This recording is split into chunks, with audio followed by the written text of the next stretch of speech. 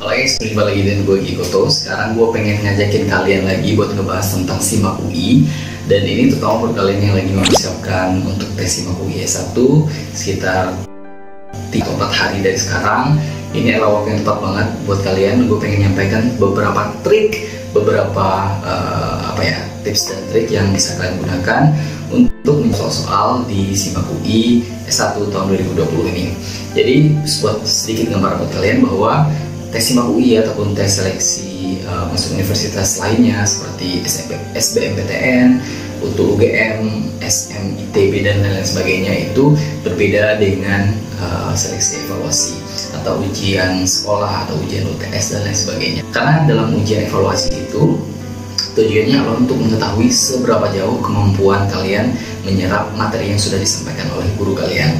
Sementara dalam ujian seleksi seperti SIMAK UI ini adalah waktu untuk menyeleksi siapa kandidat terbaik yang akan menduduki posisi bangku perkuliahan di universitas tersebut.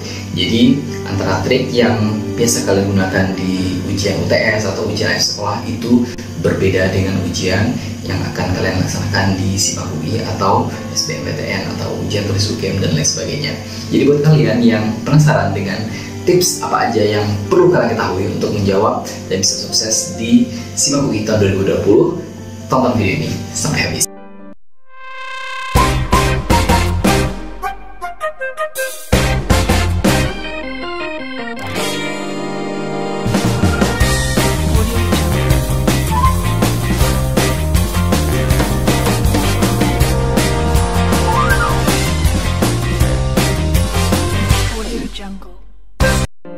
Pertama adalah kalian kerjakan soal yang mudah terlebih dahulu.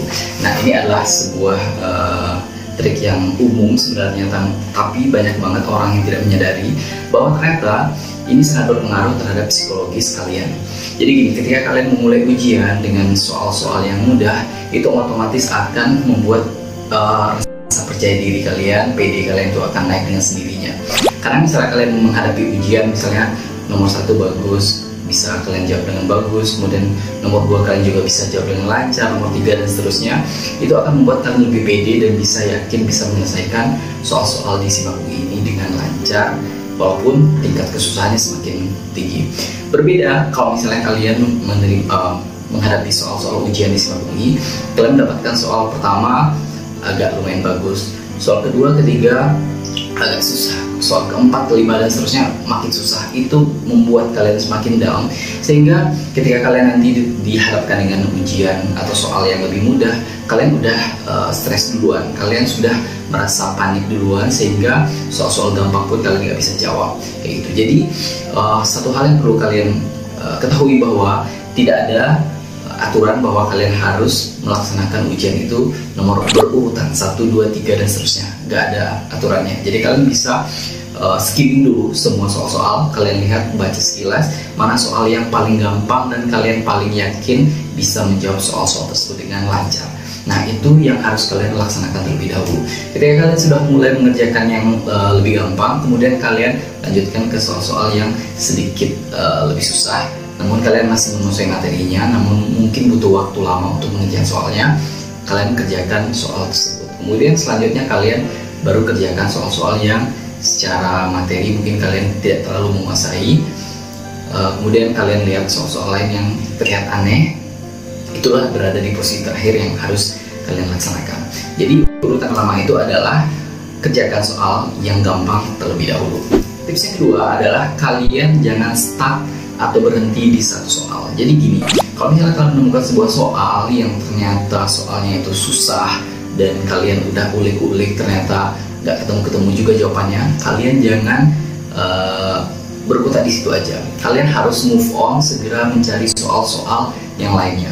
Pengalaman yang aneh itu dari temen gua, jadi dia orangnya termasuk orang yang agak gengsian gitu ya. Dia selalu berpikiran bahwa wah, masa soal kayak gini aja gua nggak bisa, sehingga dia menghabiskan banyak waktu untuk mengerjakan soal yang susah itu, dan nyatanya dia menghabiskan banyak waktu dan dia kehilangan kesempatan untuk mengerjakan soal-soal lain yang lebih mudah. Karena di soal-soal yang ada di SIMAK UI ataupun tes seleksi lainnya, itu tidak ada perbedaan skor antara soal yang gampang, soal yang agak susah dan soal yang sangat susah. Itu semuanya sama, semua sama-sama dapat skor 4 kalau benar, minus 1 kalau salah, dan kalau misalnya kalian tidak jawab itu kalian dapat nilai 0. Sehingga kalian, kalau misalnya kalian menemukan suatu kendala dalam menghadapi sebuah soal, kalian langsung skip aja dulu, kerjakan soal-soal lain dulu yang lebih gampang. Dan biasanya gini, kalau misalnya kalian berkutat di satu soal yang susah, jangan-jangan soal tersebut adalah soal yang memang misalnya salah ketik atau memang jawabannya nggak ada, sehingga kalian mau kerjain sampai tahun berapapun itu nggak akan ketemu jawabannya, sehingga kalian skip dulu aja. Nanti ketika terakhir kalian bisa mengulang atau balik lagi ke materi yang kalian rasa menantang itu, baru kalian mulai kerjakan lagi. Kemudian dalam tes seperti SIMAK UI ini sifatnya adalah tidak lagi belajar. Artinya kalau misalnya kalian lagi belajar dan kalian menemukan suatu permasalahan, kalian penasaran dan ingin memecahkannya, itu bagus banget. Tapi itu tidak dalam kondisi seleksi SIMAK UI. Kalian harus berpacu dengan waktu.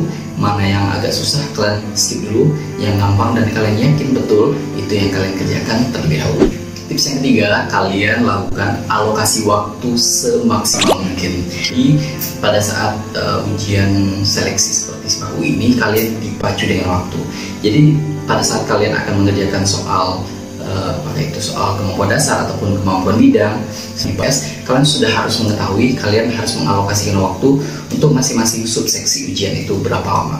Jadi contohnya gini, kalau misalnya di dalam soal kemampuan dasar yang terdiri dari matematika dasar, kemudian bahasa Inggris dan bahasa Indonesia, itu ada 45 soal, jadi masing-masing subtes itu ada 15 soal. Kalian diberi waktu 60 menit, artinya satu soal kalian harus kerjakan dalam waktu 1/3 menit. Itu waktu yang pendek sekali, terutama untuk ujian bahasa Indonesia dan bahasa Inggris, karena kalian harus membaca materi yang lumayan panjang, sehingga kalian harus alokasikan waktu secara lebih bijak dan lebih tepat. Jadi untuk matematika misalnya banyak materi-materi yang di matematika itu sudah banyak yang kalian kuasai, maka alokasi waktu di matematika itu nggak usah terlalu banyak. Sebagai contoh misalnya 60 menit total untuk kemampuan dasar ini kalian alokasikan misalnya 15 menit untuk matematika, sementara sisanya selama 45 menit kalian alokasikan untuk mengerjakan soal bahasa Indonesia dan bahasa Inggris, seperti itu. Kemudian untuk ujian IPA itu soalnya ada 60 soal, waktu yang diberikan adalah 120 menit, artinya satu soal kalian hanya diberi waktu 2 menit, itu juga lumayan singkat. Kemudian untuk IPS juga 60 soal dan kalian hanya diberi waktu selama 60 menit, jadi satu soal adalah 1 menit. Jadi kalian harus bisa ngatur strategi waktunya. Masing-masing orang itu beda-beda kemampuannya. Ada orang yang memang jago di bahasa Inggris sehingga dia bisa cepat mengerjakan bahasa Inggris, ada yang jago di bahasa Indonesia, ada juga yang jago di matematika dan lain sebagainya. Sehingga kalian harus bisa alokasikan waktu di area atau subtes yang kalian rasa kalian tidak terlalu menguasainya, sehingga kalian butuh waktu banyak untuk menjawab soal-soalnya. Sehingga kalian bisa atur aja untuk materi yang kalian kuasai, kasih waktu yang sedikit aja. Kemudian untuk materi yang berat dan kalian butuh waktu lama untuk menyelesaikannya, kalian alokasikan waktu yang lebih banyak dibandingkan soal-soal yang lebih gampang yang bisa kalian kuasai. Kemudian kalian harus pastikan bahwa seluruh subtes di dalam tes, apakah itu kemampuan dasar ataupun kemampuan IPA ataupun kemampuan IPS, kalian harus menjawab seluruh subtesnya. Artinya misalnya di dalam tes kemampuan dasar itu ada matematika dasar, bahasa Indonesia dan bahasa Inggris, kalian harus pastikan bahwa ketiga-tiganya kalian isi, jangan sampai ada yang nol.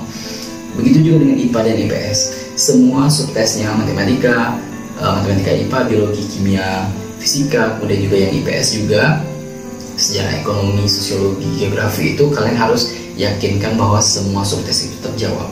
Jangan sampai kalian benar di matematika IPA-nya benar semua, kemudian tapi di fisikanya kalian tidak ada satupun yang benar atau kalian jawab yang nol.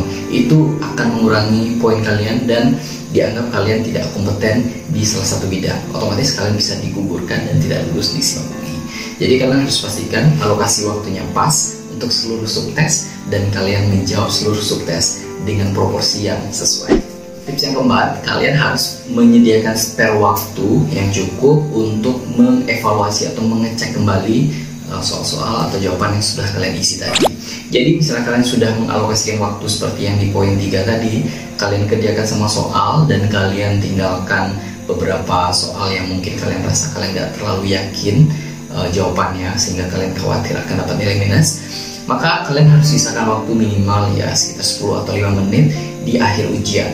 Kalian periksa lagi, skimming lagi mana soal-soal yang kalian ragu tadi. Jadi untuk soal-soal yang sudah benar dan kalian yakin benar itu nggak perlu kalian lihat lagi, karena nggak ada gunanya. Karena kalau misalnya kalian sudah yakin ya udah nggak usah dilihat lagi. Yang perlu kalian lihat adalah soal-soal yang kalian masih ragu. Jadi misalnya ada soal yang materinya kalian lupa ingat materinya, atau soal matematika atau soal bahasa Inggris yang kalian bisa jawab sebenarnya, tapi kalian masih ada sedikit keraguan, apa kalian lupa rumusnya atau kalian lupa tensisnya. Itu kalian lihat lagi. Siapa tahu ketika kalian lihat lagi untuk kedua kalinya kalian menemukan jawaban. Karena gue seperti itu, ketika gue mengerjakan ragu-ragu, oh kayaknya B, tapi setelah di akhir ujian gue lihat lagi, oh ternyata jawabannya A bukan B. Karena biasanya asal kalian tahu bahwa beberapa soal itu memiliki keterkaitan dan satu soal bisa jadi adalah jawaban dari soal yang lainnya. Jadi ketika kalian selesai mengerjakan soal, kalian baca lagi soal-soal yang kalian ragukan, bisa jadi kalian akan menemukan jawaban yang benar. Kemudian tips yang terakhir atau tips yang kelima adalah kalian jangan ngasal dalam menjawab soal. Jadi gini, kalau misalnya kalian ada beberapa soal atau mungkin setengah soal itu kalian nggak bisa jawab dan kalian khawatir akan dapat nilai minus kalau ngasal, caranya ada dan kalian nggak boleh ngasal. Karena misalnya gini, kalau misalnya kalian menerapkan strategi yang benar dalam menebak jawaban, bisa jadi kalian akan diarahkan ke jawaban yang benar dan itu tidak bisa ngasal.